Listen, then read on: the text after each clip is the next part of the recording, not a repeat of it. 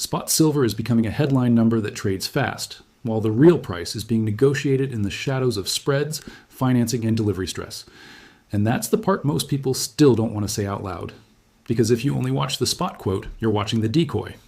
The conflict is simple. A lot of participants need the public price to look normal, even as the cost to secure metal now gets less normal by the day. The next detail is what flips the whole setup. This isn't just emotion, it's plumbing. Look at what just happened into year-end. We watched silver surge into the high 70s and even tag the low to mid-80s in a burst of vertical price action, then slam down toward the mid-70s in what felt like a trap door. That kind of move doesn't happen because everyone collectively changed their mind. It happens when liquidity thins, leverage gets punished, and the market forces somebody to do something right now. Margin calls don't ask for your opinion, they ask for cash. And when the exchange raises margin requirements, it changes the entire posture of the futures complex overnight. It turns I can ride this into I have to cut this. Short positions get squeezed, then long positions get liquidated. Same movie, two different villains. But that's still only the surface.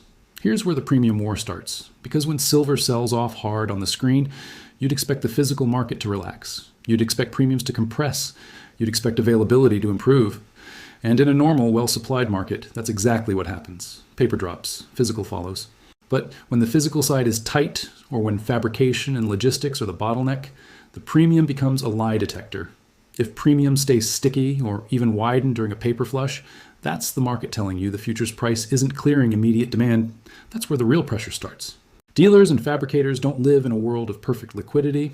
They live in a world of delivery windows, working inventory, hedging costs, and risk limits. If they think resupply is uncertain, they don't pass through lower spot the way the textbook says. They widen spreads, they ration, they protect inventory. They charge for time and certainty, not for a number on a chart.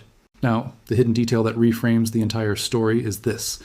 The stress shows up first in the basis, what it costs to turn paper into metal, before it shows up in the spot. Quote. That sounds technical, but it's the cleanest way to separate tape noise from physical truth. The basis is the relationship between the futures price and the spot physical reality, and it's tightly linked to availability and financing. When the market is calm, you can usually arbitrage it away. When the market is stressed, you can't, because the constraint isn't clever traders. It's metal, time, and balance sheet. And when those constraints bite, the spread starts telling the truth, even if the headline price tries to deny it. So let's break the mechanism down without the jargon fog. The public spot, you see, is not some divine, unmanipulable truth. It is an output of a paper-first price discovery system where futures and derivatives dominate the immediate print. Futures contracts are powerful because they're standardized, liquid, and leveraged. That's the point. But leverage cuts both ways. When volatility spikes and margin rises, that paper market can violently reprice even if the physical pipeline hasn't changed overnight. And that was how you get the weirdest phenomenon in commodities. A screen crash while the real-world cost of sourcing material doesn't crash the same way. Because the screen is clearing risk, not necessarily clearing metal. In a tight setup, the question is never, what did spot do today? The question is, can you get size? Can you get it on time? And what does it cost to guarantee delivery? That's why backwardation matters. Backwardation is when near-term prices trade higher relative to later delivery. Basically, the market paying up for now. It's a signal, not a prophecy. It says immediate availability is prized. It says someone is willing to pay for urgency. And if that persists, it tells you the pressure isn't just sentiment, it's inventory and financing stress.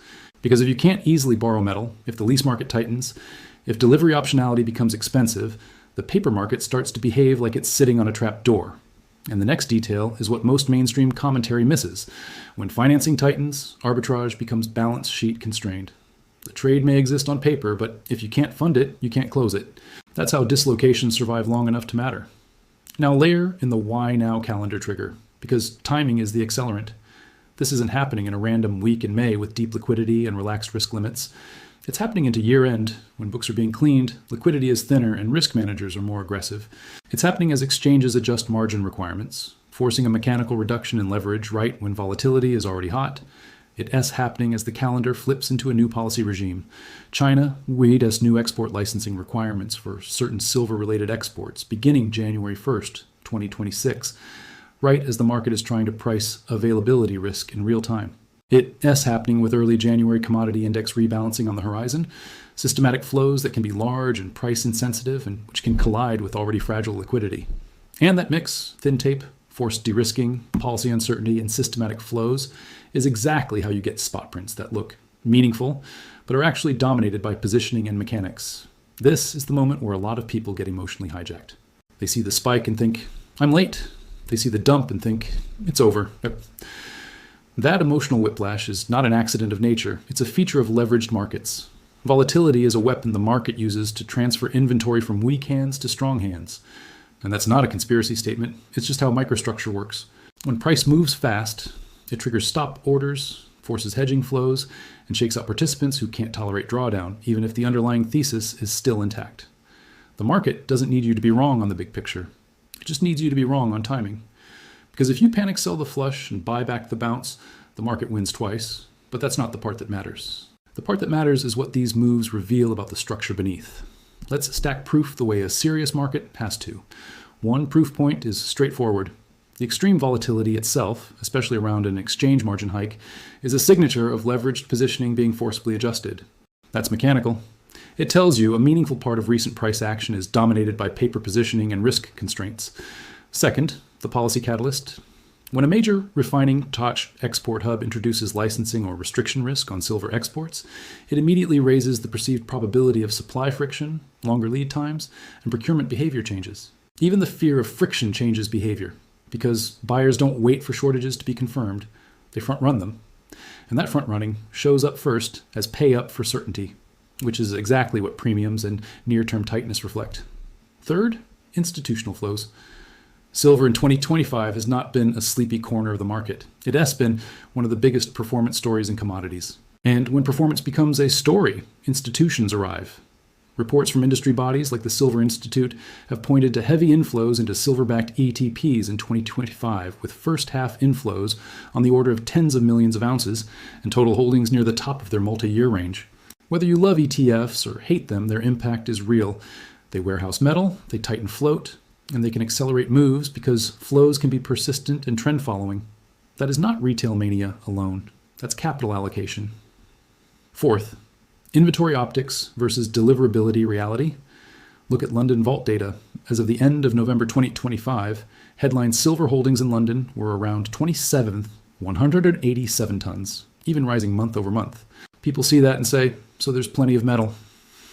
But that's the wrong inference. Vault totals are custody totals, not for sale totals. Metal can be spoken for, encumbered, earmarked, or sitting as collateral. Some categories are deliverable in certain venues, others are not. Even when metal exists, the key question is whether it can be mobilized at the price and on the timeline the buyer needs. In stressed markets, the bottleneck is often not, does silver exist on Earth? It's, can you get this form of silver in this location, with this purity, on this schedule, without paying a premium for it? And that's where the premium war lives. Fifth, cross-market behavior and calendar mechanics. End of year is notorious for liquidity gaps and exaggerated moves. Had the early January rebalancing window where index-tracked funds adjust weights, some estimates put the capital tied to these commodity index products in the $100 billion neighborhood. And you have the recipe for price-insensitive flow meeting fragile depth. That means the tape can overshoot both ways. That's not a prediction, it's a risk condition. And the existence of that condition matters, because it changes how you interpret every spike and every flush. The next detail is what makes it actionable. You stop treating a single-day S candle as truth, and you start treating it as a stress test of who is forced and who is patient. Now let's address the core claim in the title. Spot price is meaningless now. That's provocative, so let's make it precise. Spot is not literally meaningless. It's still the reference point for many contracts and a key input to hedging, but it's increasingly insufficient as a standalone signal. Because in a premium war, the market is effectively running two prices at once, the paper reference and the physical clearing price for immediacy. When the two diverge, the physical side is telling you something about constraint. And when constraints exist, the price discovery process becomes less about fair value and more about who can deliver and who can fund. That's the line that breaks and the market can't unsee it. Think of it like this. The paper market sets the headline because it's fast. The physical market sets the pain because it's real. And when those two start disagreeing, the spread is the argument. The basis is the argument.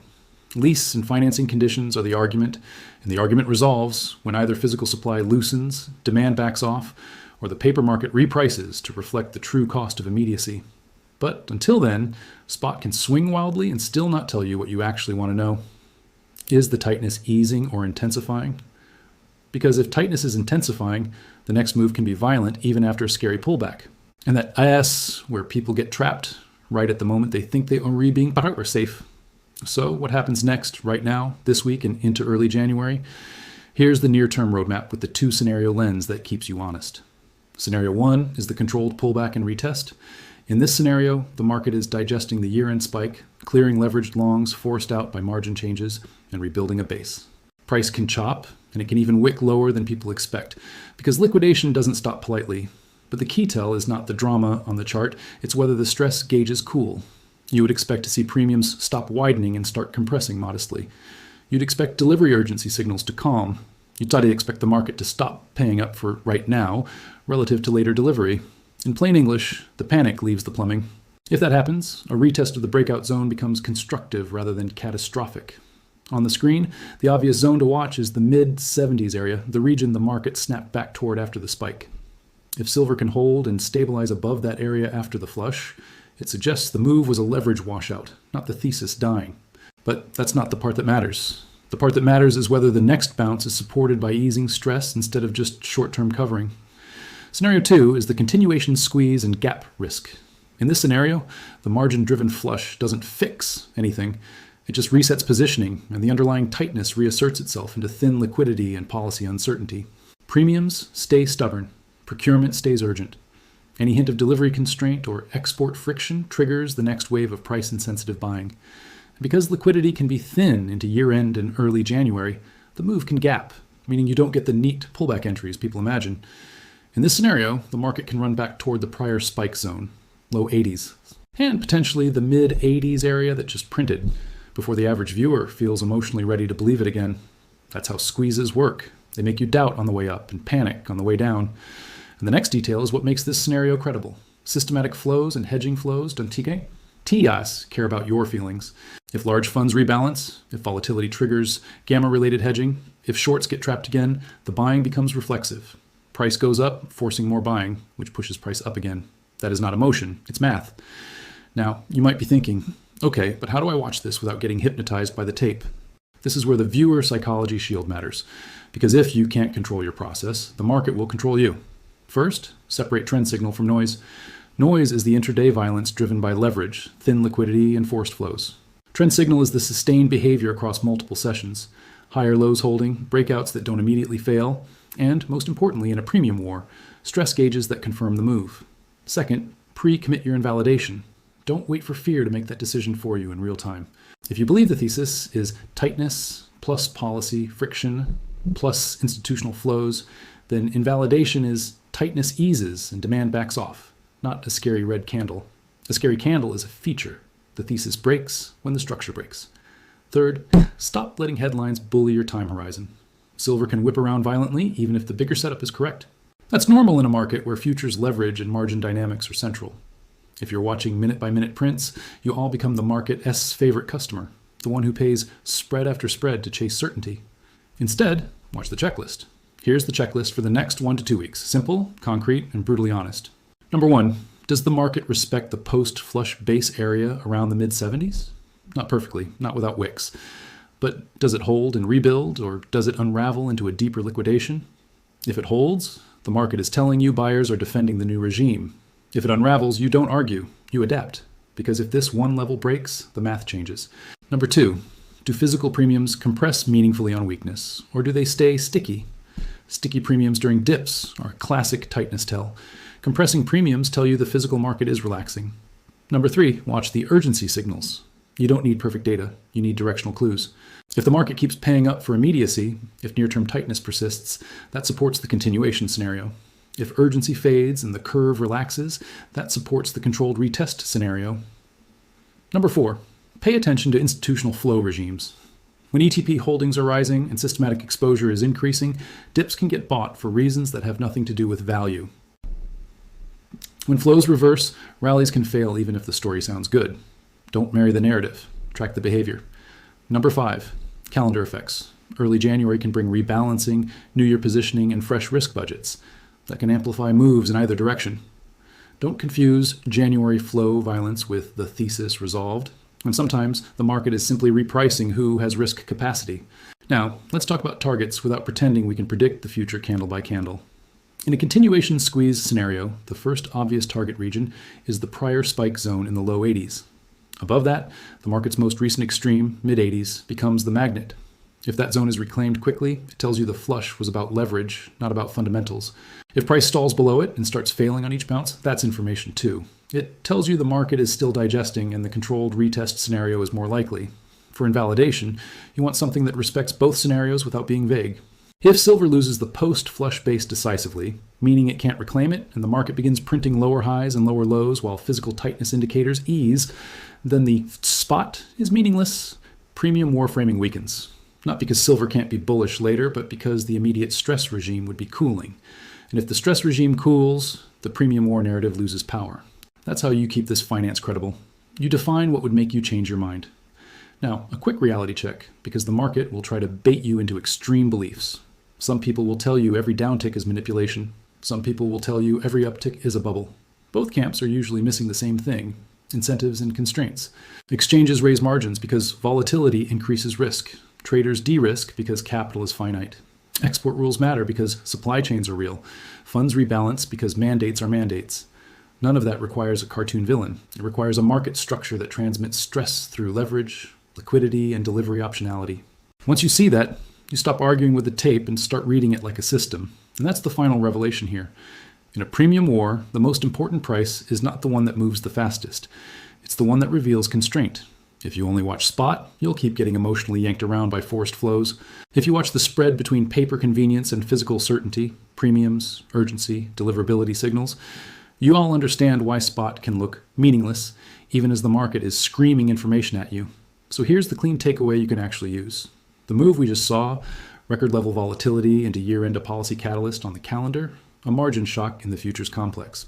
And institutional flow regimes that have been building all year creates a setup where spot is a headline, not the full story. The next week or two is about whether the plumbing cools or tightens, controlled retest or continuation squeeze. Mid-70s base behavior, low 80s reclaim attempt, prior extreme is the magnet if the market stays stressed. And above all, don't let volatility bully you into bad timing. Volatility is how this market tests conviction. The market will try to make you act at the worst moment, right when it feels most urgent. That's why you need a process before the candle prints, not after. If you're the kind of investor who tracks mechanisms instead of just vibes, who wants the checklist, the invalidation, the structure, not the hype, then you're in the right place. Stay disciplined, watch the stress gauges, and let the market prove the next step instead of forcing a belief onto it. And when spot screams one story while premiums and urgency tell another, trust the side that has to deliver